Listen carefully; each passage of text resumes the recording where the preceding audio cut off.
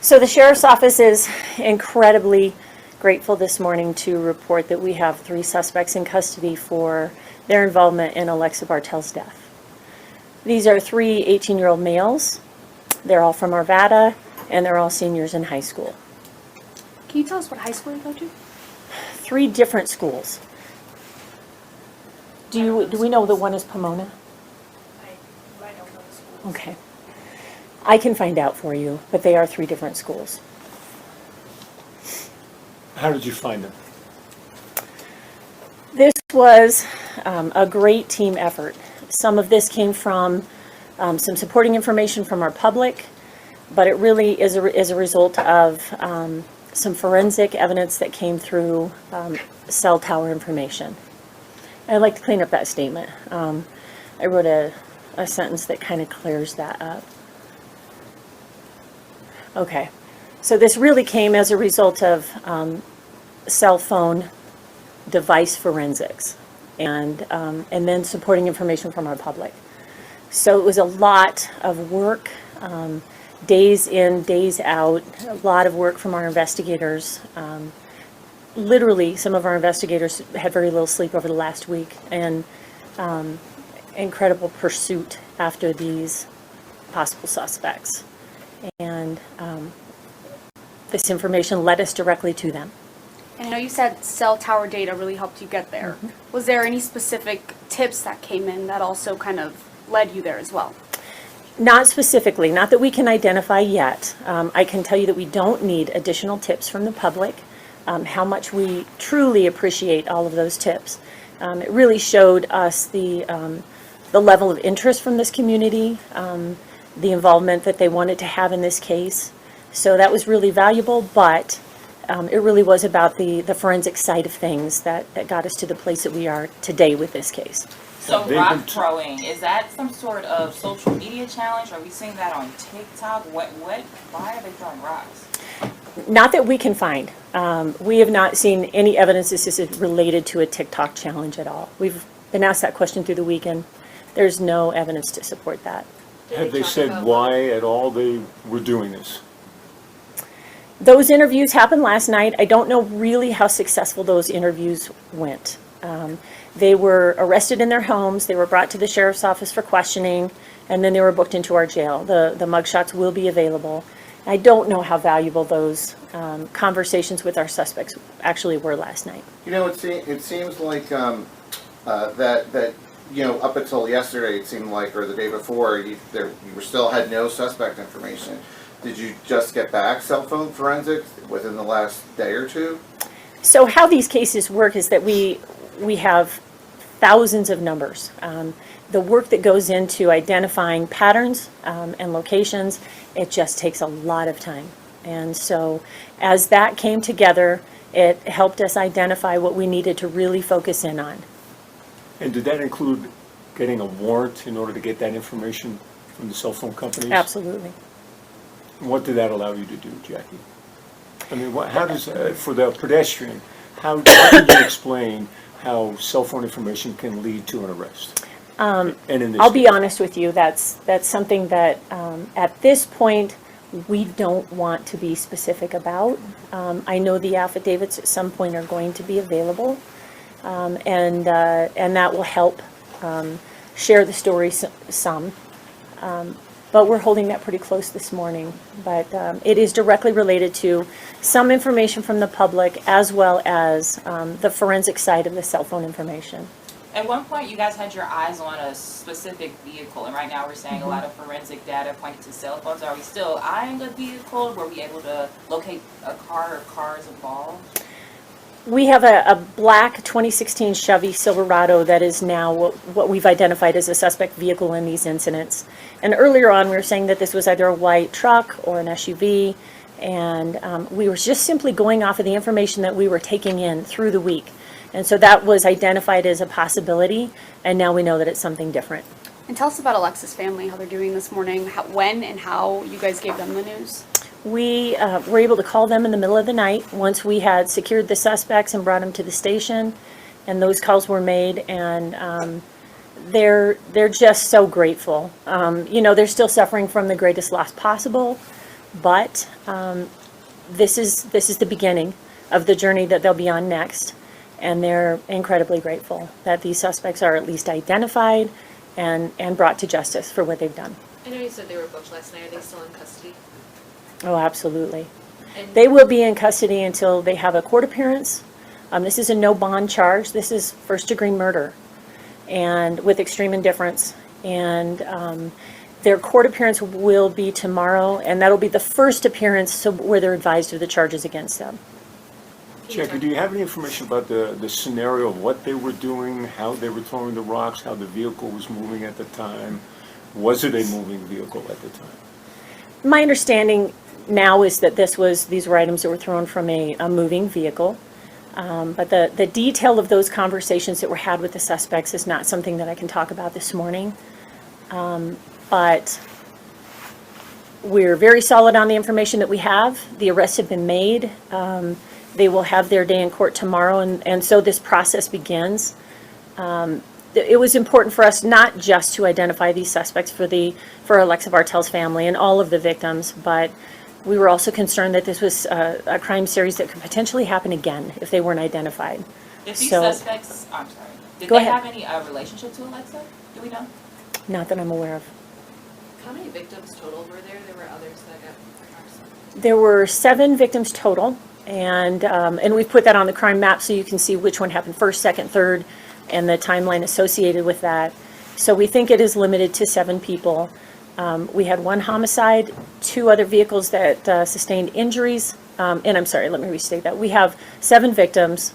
Our homicide investigation, we have 2 victims that were injured when these rocks were thrown through their windshield, and then the other vehicles had just sustained damage. Jackie, forgive me if you said this, Jackie, you may have, but did you receive any video whatsoever that was helpful from the public? That's a great question. I don't believe that any of the video that we received ended up being helpful nonetheless. The level of dedication from this community, the level of interest in this, the number of tips that we had was over 300, which just shows us how much work we needed to do to dig through these tips and these leads to determine whether they actually had value. But the community was with us on this journey to catch these suspects, for sure. What do you think that was? I'm sorry? Why do you think there was that level of commitment from the community? You know, this case touched a lot of people deeply. This was a beautiful young woman with her whole life in front of her who was simply driving home. And her life was ended as a result of these acts. I just think it was shocking to a community, and people wanted to find out who was involved. And moments ago, you told us that officers here, deputies, they haven't slept for days. How are they feeling? What was the work commitment on their end? So elated this morning. Our investigators are incredibly grateful that they worked as hard as they did to get to this place with the case, that we identified suspects and have them in custody. The work is always worth it, and it's what we do every day. This case is as important as any other case, but their work was non-stop, day and night since this happened, and they're incredibly happy this morning. So in terms of the possible charges, you said first-degree murder with extreme indifference. I guess I'm just curious, do we know the individual that threw this rock at Alexa? Like, are all of the 3 suspects facing these same charges? Do we They know are. Okay. All 3 suspects are facing the same charge this morning. They're all in custody for the very same thing, which is first-degree murder with extreme indifference. We have determined, let me back up. All 3 of these suspects are in custody for the same charge. It's not been easy for us to determine who was in the driver's seat and who was throwing the rocks, but we think they were all involved in this criminal episode, therefore facing the same charges. Are they talking to you? There's been some level of discussion with the suspects. I can't tell you who or the extent of that conversation, but we did have a conversation with all 3 suspects. Is there anything else you can tell us about like the relationship between the 3 suspects? Like, are they all just school friends? Great question, because they go to 3 different schools. I'm not sure what their relationship is, whether they went to, junior high and elementary school together. I don't know.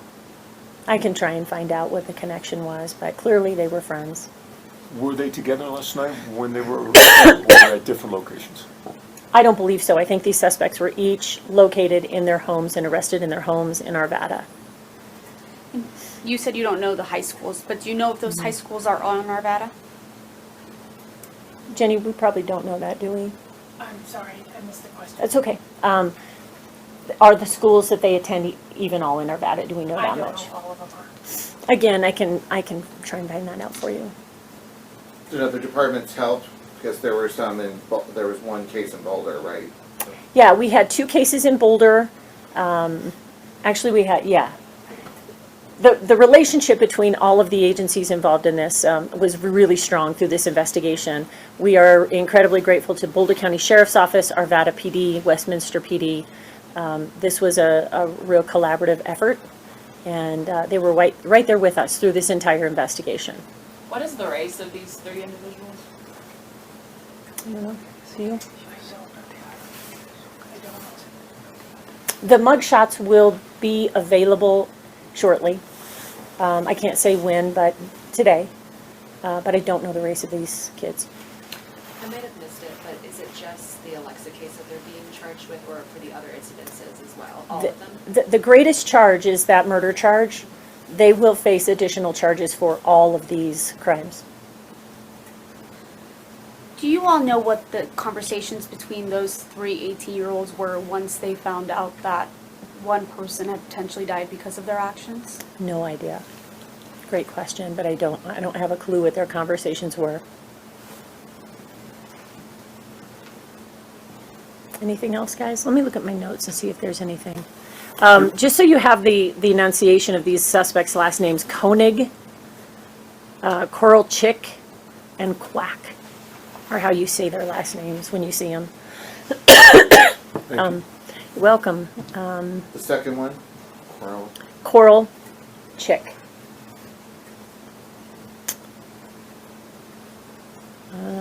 Just looking through my notes. Did they know somebody died from their actions, or? Well, they certainly know now. You had to live in a cave to not know what was happening over the last week in the way that we were covering the story with the media. We were asking for public's help. We were asking for anyone to come forward with any information about the death of Alexa Bartell. I think it was pretty evident through the week that their actions were probably associated with the death.